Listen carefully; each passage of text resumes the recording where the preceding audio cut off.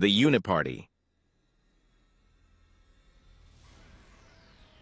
You've probably heard the notion that the Republican Party and the Democratic Party switched. However, it's a lot more complicated than that. Currently, the Republican Party is the more conservative party, associated with things like limited government, states' rights, while the Democratic Party is the more liberal or progressive party, associated with things like social safety nets, equality, diversity. But it wasn't always like this. Originally, the Republican Party was the In this video, fam, we'll break down why both parties are corrupt and how you and I, with our partisanship, labeling ourselves, claiming a particular party as our party, Republican or Democrat, conservative or liberal, this only emboldens those who become president to continue to fall for the corruption and be controlled and compromised by the lobbyists, the military-industrial complex, Big Pharma, and those who truly own them, including Israel.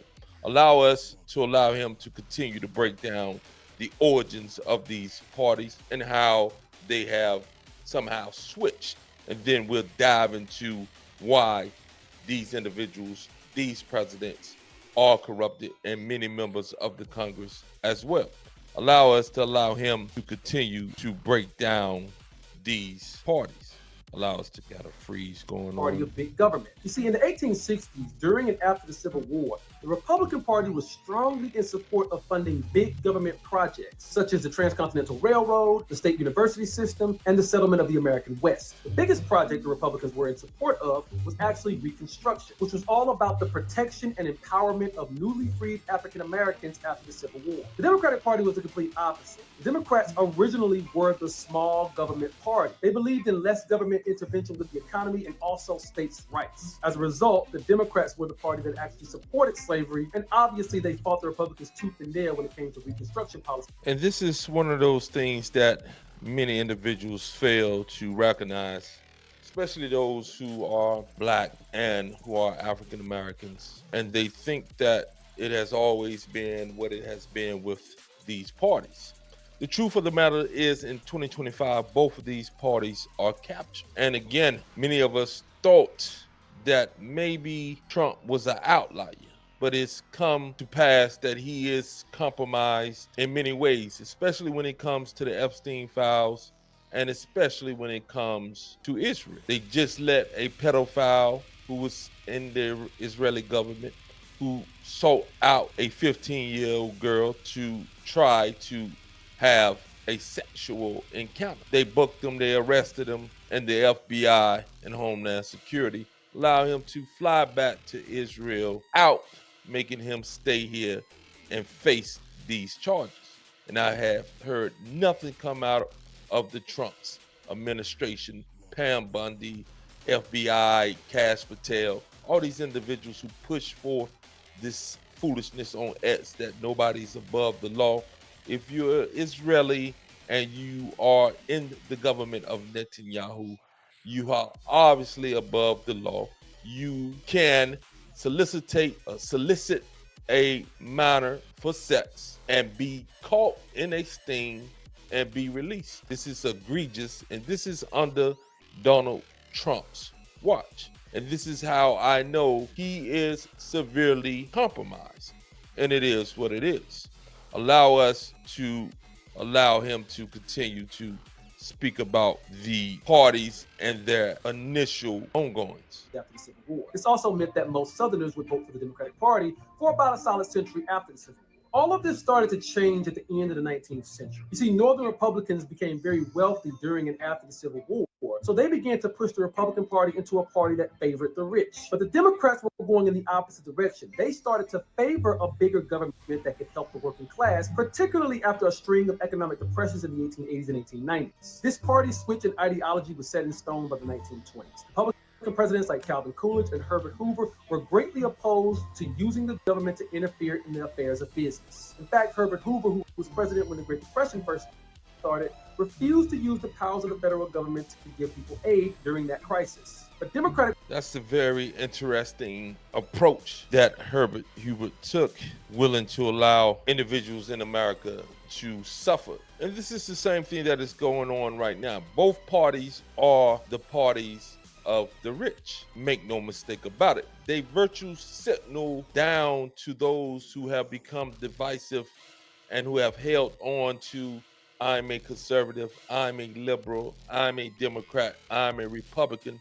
Those of us who are at the bottom or middle to the bottom, we hold on to these particular ideologies and these particular stances when in fact both of these parties are bought, both of these parties are controlled, and both of these parties work for the lobbyists, the military industrial complex, Big Pharma, and those individuals who fund their campaigns to the tune of hundreds of millions of dollars.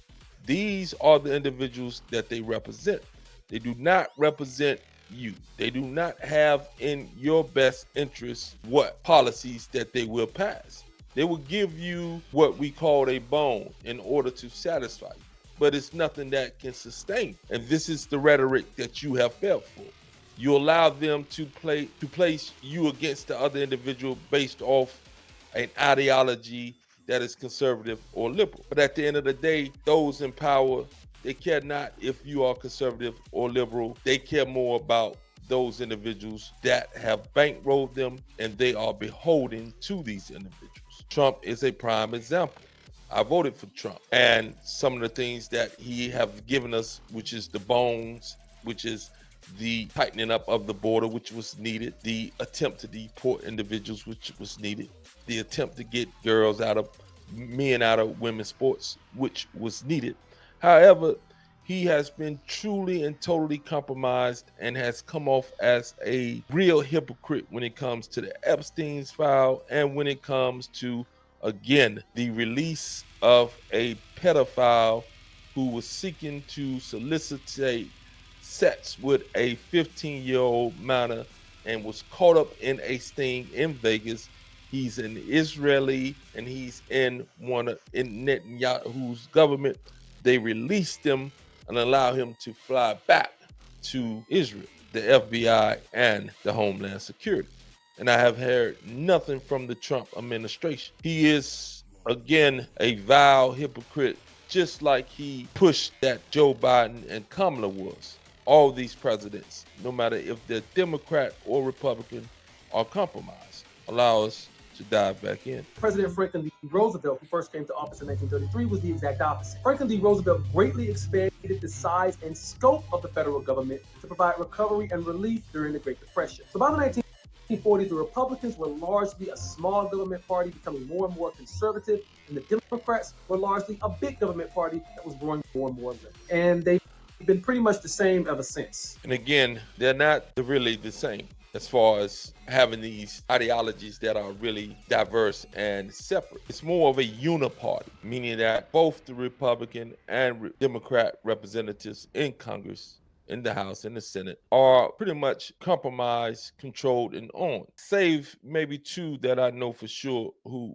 seem to be really fighting for America first. And I'm talking about Marjorie Greene Taylor, and I'm talking about Thomas Massie.